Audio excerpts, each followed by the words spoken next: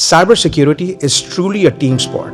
The entire healthcare community in Ontario is coming together and is pooling resources. We have over 50 organizations today in this room from across the province. And the good work is done individually by the organizations and their leaders. The RSOC and the LDG, it brought a lot of visibility, not just from a funding perspective, but from a collaboration perspective.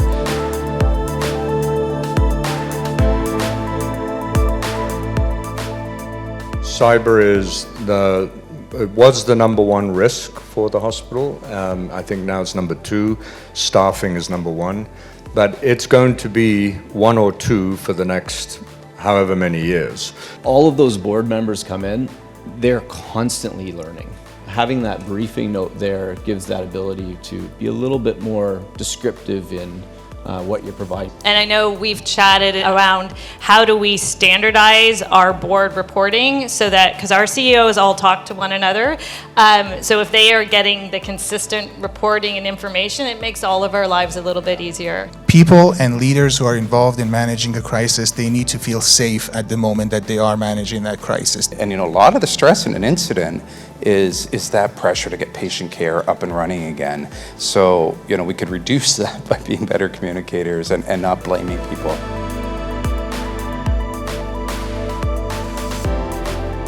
It's crucial for us to adhere not only to the regulatory compliance that we have to meet for HIPAA, but treating that sensitive data is very important. And so having that visibility, within the environment or even outside the environment becomes very critical. It's when operations and clinical impact starts occurring, that's when the temperature and the pressure goes up.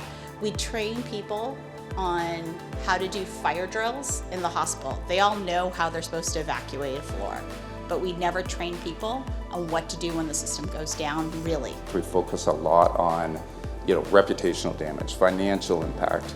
Those aren't the things we're talking about in a healthcare incident. We're talking about wait times, we're talking about ERs backing up, canceling surgeries. That's what's important to our system. Those are the considerations we need to be making, and those are the things we need to be practicing for.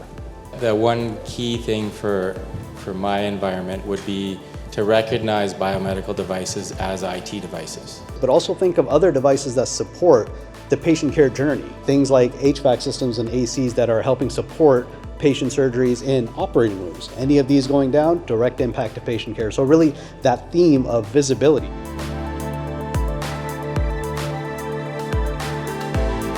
The challenge for clients is what can I say or not say? The lawyers are telling me I shouldn't be talking about it. Some of this may be privilege. Key message here is factual information, IOCs, indicators of compromise, which you need to share in real time. So when you are reporting, you have the potential to not only help others in your sector, but you also have the potential to help us at least attribute it so that when we look at our trends and we're doing our forecasting and our intelligence of where it's coming from, we're able to say, hey, we're getting foreign state actors. Hey, we have insider threat. Hey, we have this. But we don't know if it isn't reported. So with AI's self-learning capabilities, right, we're able to take these new and novel threats and allow AI to help us find and see sophisticated attacks, even when the system's never seen it before.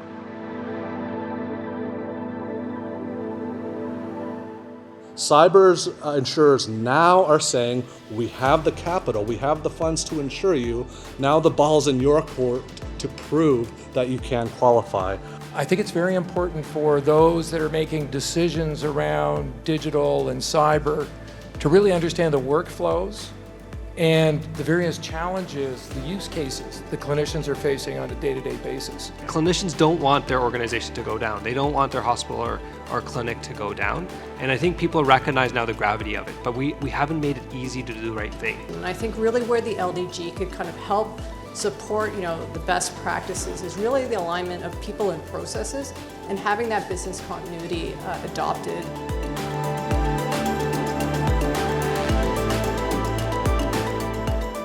We're trying to create an ecosystem of collaboration where it becomes easy to gain access to information which is very relevant and valuable for the practical things that you're doing on a day-to-day basis. Nkst is now. Nkst is about collaboration.